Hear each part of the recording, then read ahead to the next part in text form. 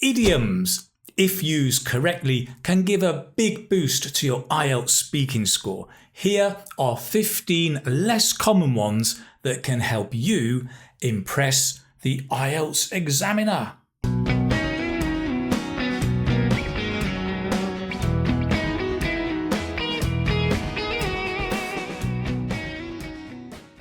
Hello, this is Keith from English Speaking Success and the website The Keith Speaking Academy. So in this video, I will explain to you how idioms can be easy to learn, what to avoid doing with idioms, and I'll give you 15 advanced idioms that will help you become a more confident and natural speaker of English.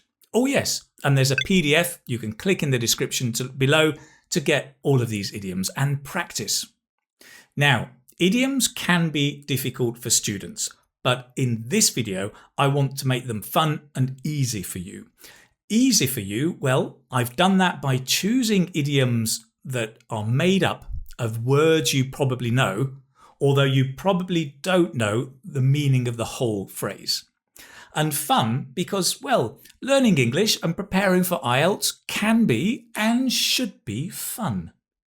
Now, the problem for many students is, and maybe this is you, is they don't know which idioms to use. Sometimes they use outdated idioms like this one. Oh, look at the weather. It's raining cats and dogs. And some students just use too many in the test and they don't sound natural. So you want to avoid all of that. The secret is to use just a few, use less common ones, and use them well.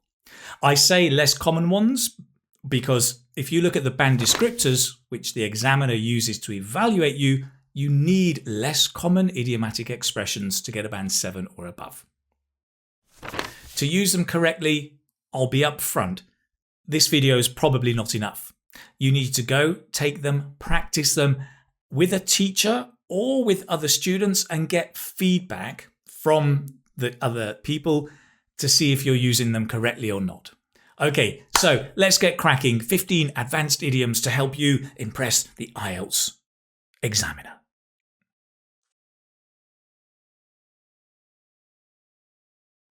So, first of all, in IELTS speaking, sometimes we have to talk about the future, right?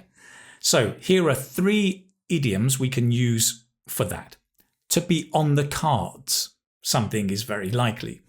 To be up in the air, something is uncertain. To be in the bag, to be certain that you will get or achieve something. Notice for all of these things, it's not I am on the cards or I'm in the bag. No. It's something is on the cards or something is in the bag, right? Let's look at some examples. Will I travel abroad more in the future? Yes, I think it's on the cards, mainly because I love discovering new cultures and meeting new people. So notice here, we use it to reply directly to a question.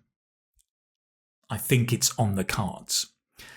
Sometimes these expressions we also put at the end of a phrase. So the beginning of the sentence will give the context and then we just finish with the idiom, right? For example, well, I have no idea who will win the next election.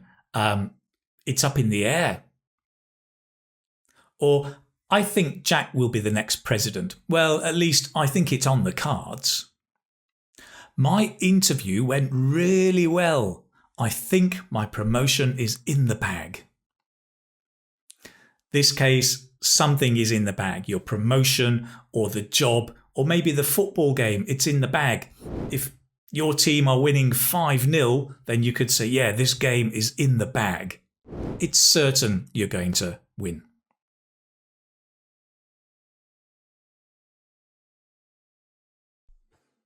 Okay, next, let's talk about activities that are easy or difficult to do. First idiomatic expression, to be a big ask. No, ask. Yeah, not ass. To be a big ass. To be a big ass is to be an idiot. This is to be a big ask, as in to ask a question, right? You can see you probably know each word, but the whole meaning means it's difficult to do and it will need some sacrifice. Okay. For example, the government in my country wants to be carbon neutral by 2030. I think that's a big ask, right? That's difficult, will need a lot of sacrifice. Of course, to be carbon neutral means that the carbon emissions we are putting out will be the same as those that we remove, right? There's that balance. You cannot use to be a big ask just to say something is difficult. So you can't say, well, playing football is a big ask. No. Playing football is difficult. Maybe. You could say winning the World Cup is a big ask, right? Because that's difficult. There's a lot of practice and sacrifice needed to do it. Okay. The opposite, to be easy, we can say to be a walk in the park, simple, or to be a breeze. A breeze is a gust of wind that moves smoothly and easily. So if something is a breeze, it's easy to do, right? I could say speaking English is a breeze for me. Or giving a 5-minute presentation is a walk in the park for me. I find it easy, right? Great. However, I would say giving a presentation in Chinese, ooh, that's not a walk in the park. That is a big ask. Got it? Great. Let's move on.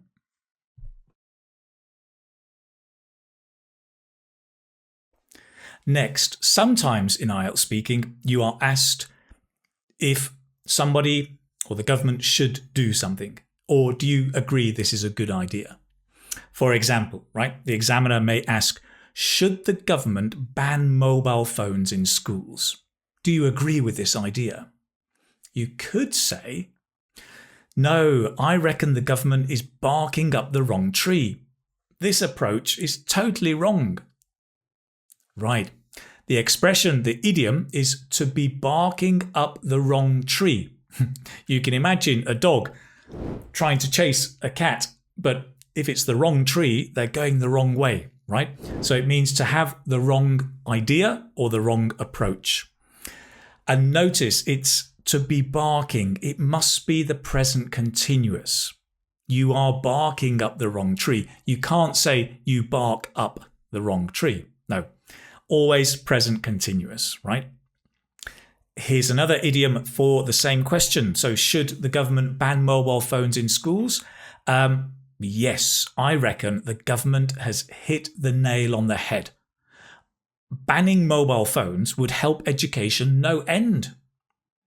So the idiom is to hit the nail on the head. You can imagine, right? You've got a nail, hit it on the head is to get it absolutely right, to be spot on, right? So if you agree with an idea or an approach, you can say, yes, you have hit the nail on the head, or the government has hit the nail on the head. And I've just noticed another idiom in there, no end. This will help education, or this will improve education, no end. No end isn't literally infinite, it means a lot, right? If you practice English every day, that will help your speaking no end. A lot. Learn these idioms. That will help your IELTS score no end. A lot. Now, a quick tip about these idioms.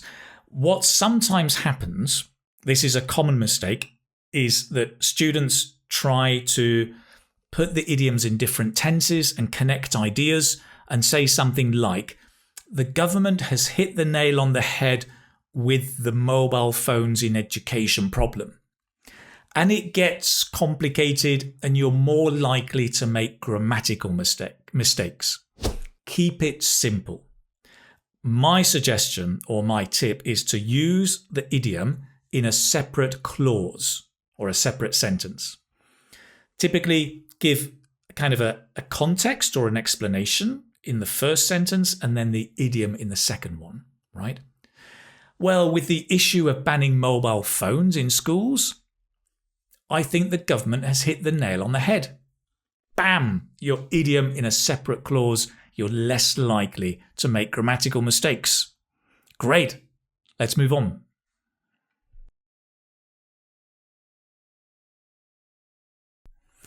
Now, here's a nice little idiom when the examiner asks you, and is that important? The idiom is not the be-all and end-all, which means something is important, but it's not the only important thing. For example, is money important to you? Well, it's not the be-all and end-all. There are more important things in life as well, right? Like family and friends. Or, do you think computers are important in schools? Well, yes, but they're not the be-all and end-all. I mean, the quality of the teaching is probably just as important as the equipment in the schools.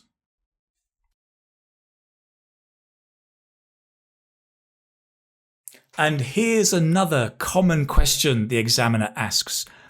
Do you know a lot about cooking? Do you know a lot about football? Do you know a lot about blah, blah, blah, blah?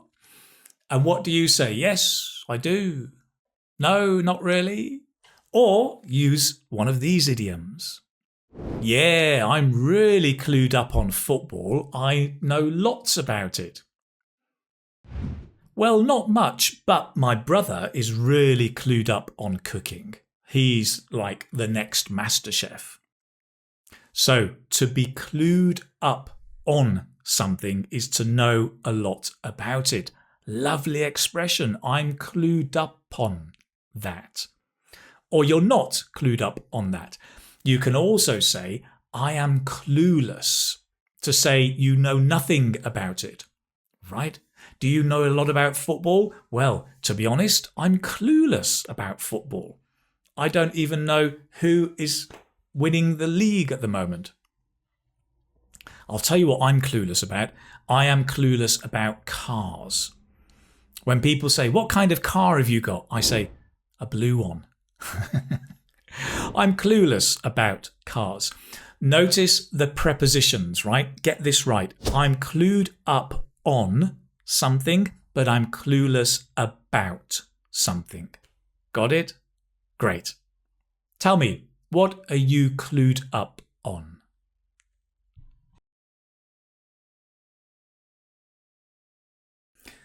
Now, we can't finish this video without looking at the topic of talking about people. Whether you talk about friends or family, or a part 2 question in IELTS Speaking, describe a person who dim dim dim dim dum dum dum dum, right? So here are a couple of idioms you could use. First of all, to give your all. To give your all, which means to do your best. To not put a foot wrong. To not put a foot wrong. To not make any mistakes. So, for example, maybe you want to talk about a person you admire. You might say, I admire my mother because she always gives her all. Or I admire my father because he always gave his all. Right? Okay, and it means to try their best. This is the kind of idiom that you probably, when you hear it, you can probably guess the meaning, right? She gives her all. But when you come to speak, you may say, she tries her best. That's easier to say. But she gives her all just takes you up a level. I don't know if advanced is the right word, but it's a little bit more sophisticated, slightly more natural.